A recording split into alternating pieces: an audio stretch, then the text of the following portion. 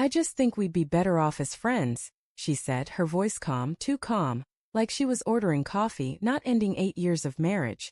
Her name was Claire. And that sentence shattered something inside me I didn't even know was fragile. The word friends hung in the air between us, soft and poisonous. Friends. As if that could erase the nights we held each other when the world felt too heavy. As if friendship could replace the memory of her trembling, "I love you." When we were broke and building everything from nothing. I stared at her across the kitchen table, the same one we'd built together, sanding the wood until it felt like home. Friends. I repeated, my voice barely recognizable. She nodded, eyes red but dry. We've grown apart, Jake. You're not the man I fell in love with. There it was. The polite phrasing people used to end things without saying the real reason. The man I fell in love with. The past tense stung. Is there someone else? I asked quietly. Her eyes flickered, so brief I almost missed it, but I'd known her long enough to see the truth. She didn't answer. She didn't have to. 2 weeks later, I was standing in the empty apartment that used to be ours. Her perfume still lingered faintly, mixed with the scent of lemon cleaner. The silence was thick, oppressive. Divorce papers signed, rings returned, promises broken. I told myself I was fine. I told myself I didn't care. But every night, the ghost of her laughter haunted my walls. She texted once, just once. I hope we can stay friends, Jake.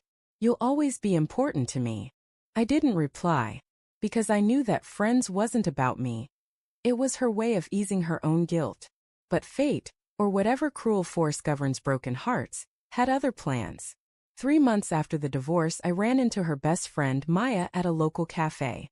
She spotted me first, waving from the corner like the sunlight itself had chosen her side of the room. Jake, she said, eyes widening. Wow, it's been. What, forever? Maya had always been the quiet one among Claire's friends. Loyal, grounded, the kind of person who remembered birthdays and actually listened when you talked. She'd been there during our wedding, smiling from the second row, holding Claire's bouquet while she adjusted her veil. I hadn't seen her since the divorce. I wasn't sure I wanted to, but Maya wasn't awkward about it. She didn't dance around Claire's name or offer pity. Instead, she just said, "You look thinner. Eating properly?" That simple question broke something open in me.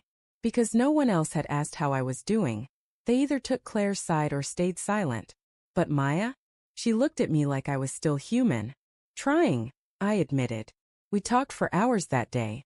About everything, music, work. The strange quiet that comes after heartbreak. She made me laugh again, something I hadn't done in months. When she left, she said softly, "Don't disappear again, okay?" I promised I wouldn't. Over the next few weeks, we started meeting more often, coffee on Sundays, long walks along the river, sometimes late-night calls when sleep refused to come. It was easy with her. No judgment, no pretending. One night, sitting in her car after watching an old movie, I said, "You know, Claire always used to say you were too good for most people." Maya chuckled. "Yeah, well, she said that about you too." That silence afterward was thick with unspoken things. She looked at me, her eyes soft and searching. "You still love her, don't you?" I thought about it. The truth was complicated. "I love who I thought she was," I said finally. "Not who she became." Maya nodded. "That's fair." She didn't push. She didn't try to fix me. She just sat with me in the hurt, and somehow that helped more than anything. Then one night, out of nowhere, the truth surfaced, like a shard of glass catching the light. We were at Maya's place, sharing takeout, laughing about something stupid when she suddenly went quiet. "There's something I should tell you," she said, eyes darting to the floor. I set my drink down. "What's wrong?" She hesitated, then whispered, "I knew about Claire. Before the divorce." The world tilted. "Knew what?" I asked, though I already felt my stomach drop. Her voice broke. "About the affair." I told her to stop. I begged her to tell you before you found out yourself. But she said you'd never forgive her. She said you'd hate me if I told you. The room spun. She was cheating. And you knew? Maya's eyes filled with tears. "I wanted to tell you. Every time I saw you, I wanted to. But she was my best friend, Jake. I was caught in the middle." I stood up, pacing, fury and pain colliding inside me. "You were the only one who could have told me." She flinched. "I know. And I'll hate myself forever for staying silent. I wanted to yell, to accuse. But all I saw in her face was guilt, real crushing guilt. The same guilt I'd carried when I ignored all the signs. I walked to the window, staring at the city lights. Who was it? I finally asked. She hesitated. A guy from her office. Daniel. The name felt like poison on my tongue. After that night, I didn't talk to Maya for weeks. She texted me once. I'm sorry. For everything. I didn't respond. I couldn't. The betrayal felt too tangled. Hers, Claire's, my own blindness. But time, as cruel as it is, softens even the sharpest wounds. Months passed. I started sleeping again, working again, laughing again, small victories but real ones. And then one day Maya showed up at my door. I'm moving away, she said. New job. New city. I wanted to say goodbye properly. There was something final in her tone that made my throat tighten. I nodded. You deserve that fresh start. She smiled faintly. So do you.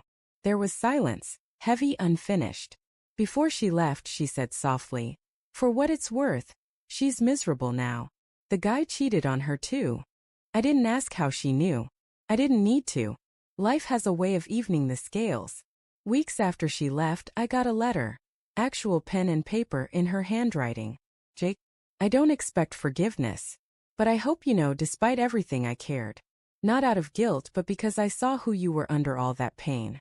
I hope you find someone who doesn't just say they love you, but chooses you every day. You deserve that. Maya. I sat there for a long time holding that letter. And for the first time in years I didn't feel anger. Just peace and maybe something like gratitude. Because in the wreckage of one betrayal, I'd found something unexpected. Honesty. The kind that hurts but heals too. Months later, I was at the same cafe where Maya and I first met after the divorce.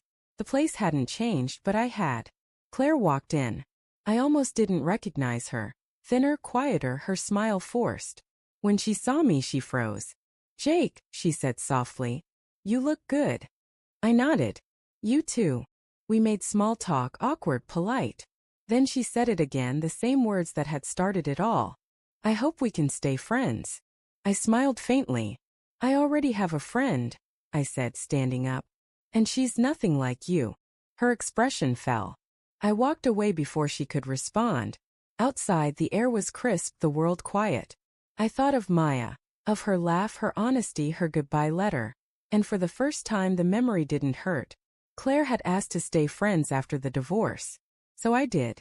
Just not with her.